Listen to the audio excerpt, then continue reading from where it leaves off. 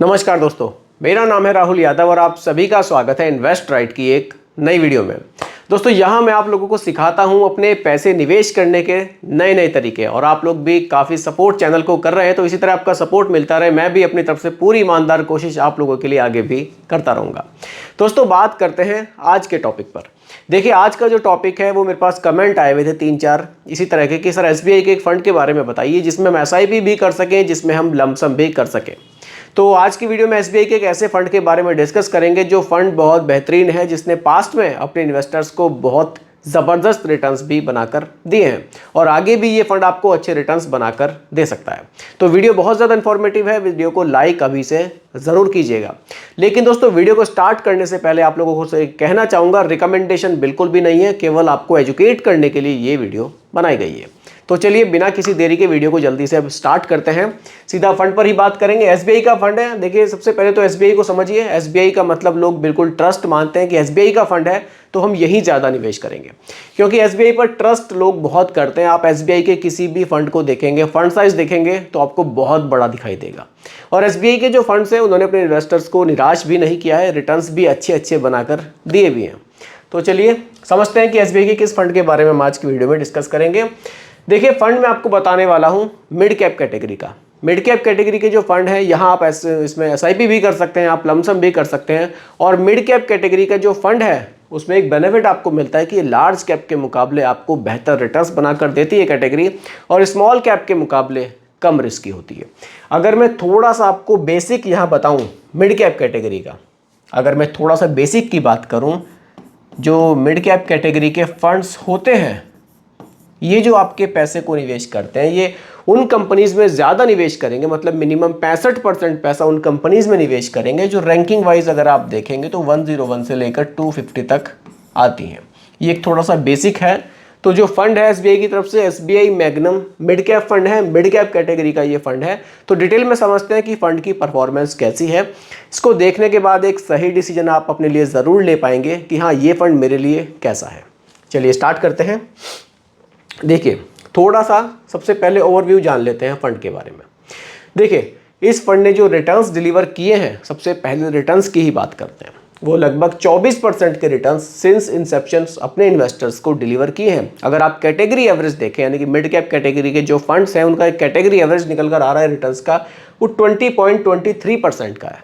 लेकिन एसबीआई के इस फंड ने 24% से भी ज़्यादा के रिटर्न्स डिलीवर किए हैं। आगे बढ़ते हैं। देखिए फंड साइज की बात करते हैं। मैंने आपको बताया था नहीं, ये फंड एलोकेशन है कि पैसा किस तरह से डाइवर्सिफाई हो रहा है।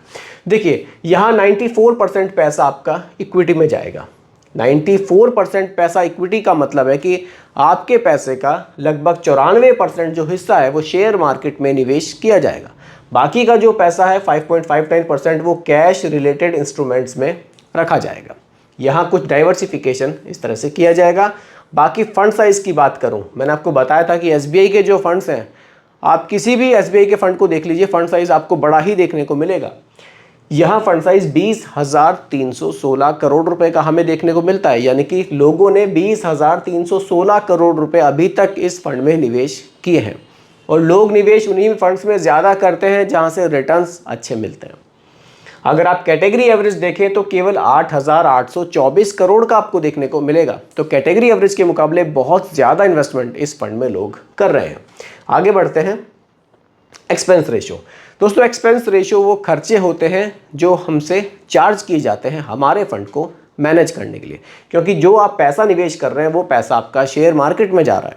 अब शेयर मार्केट में किस फंड में निवेश करना है, कहाँ से एग्जिट करना है, ये सबको कंट्रोल करने के लिए एक फंड मैनेजर होते हैं। तो हमारा जो पैसा है इसको जो मैनेज करते हैं उसका जो खर्चा हमसे चार्ज किया जाता है उसी को हम एक्सपेंस रेशो कहते हैं। वो 0.79% का एक्सपेंस रेशो यहाँ हमसे चार्ज किया जाएगा। क्लियर है? आगे बढ़ते हैं। देखिए कौन सी कैटेगरी में ये फंड आता है। ये fund very high risk category में आ रहा है। अब क्यों आ रहा है वेरी हाई रिस्क कैटेगरी में? क्योंकि यहाँ जैसा कि आपने अभी पीछे देखा ही था स्लाइड में, लगभग 94% पैसा शेयर मार्केट में जा रहा है। तो जितना ज़्यादा पैसा आपका शेयर मार्केट में जाएगा उतना ही ज़्यादा रिस्क भी आपके पैसों पर रहेगा।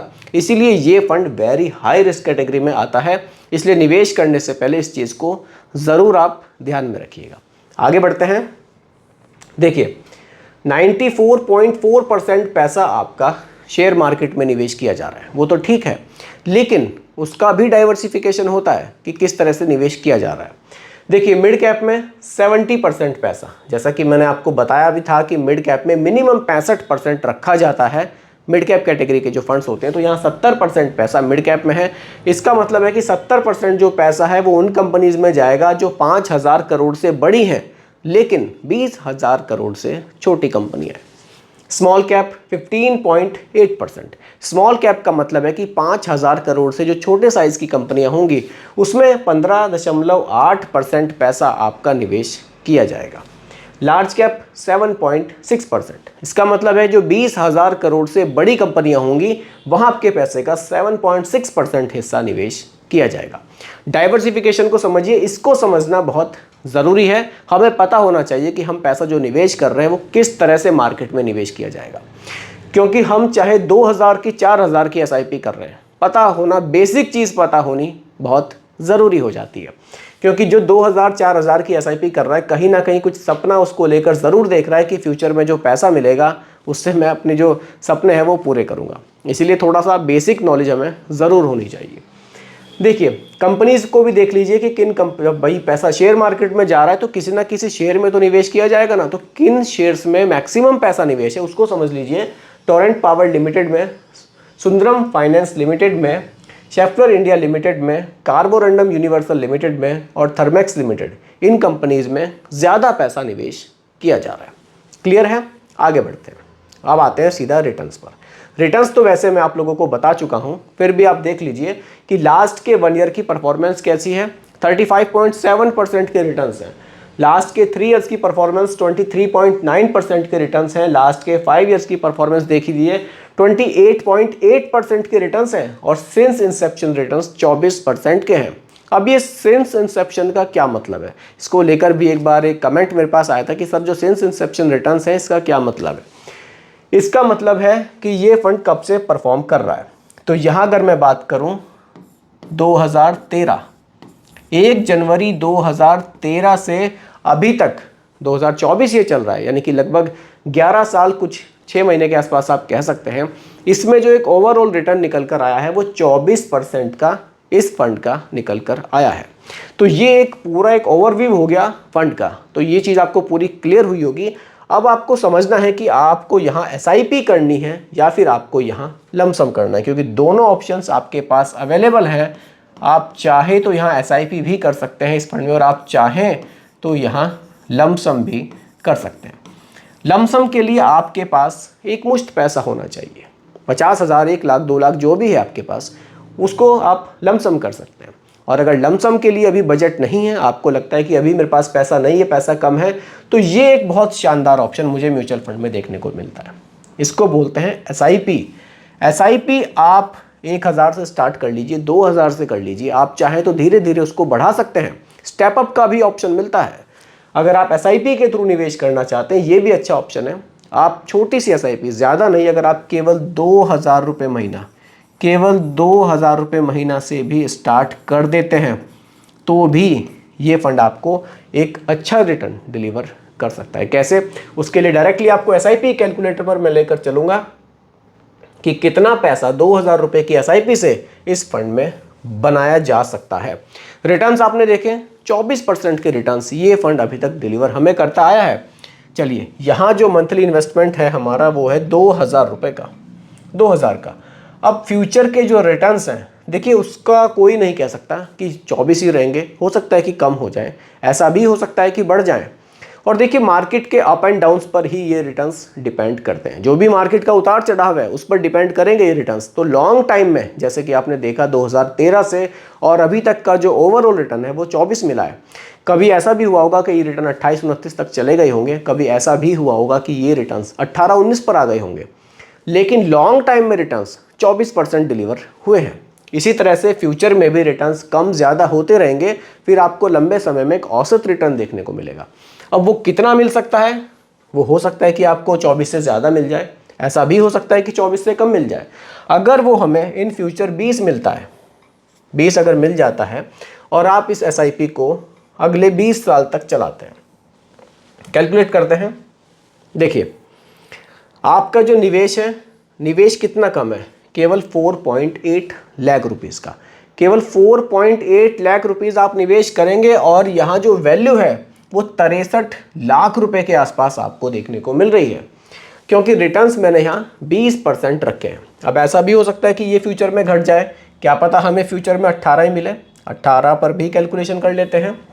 अगर फ्यूचर में 18 भी ये फंड हमें बना कर देता है तो भी 4,80,000 की जो वैल्यू है लगभग 46 लाख रुपए की, 46 लाख रुपीज़ की हमें देखने को मिल रही है। मतलब कुल मिलाकर आप देख लीजिए एसआईपी में आपको नुकसान होने की संभावना है तो बहुत ही कम है। अगर आप इस एसआईपी को 18% के रिटर्न्स पर ही कंटिन्यू करते हैं, मैं थोड़ा सा यहाँ जूम कर देता हूँ ताकि थोड़ा सा आपको देखने में सुविधा हो जाए।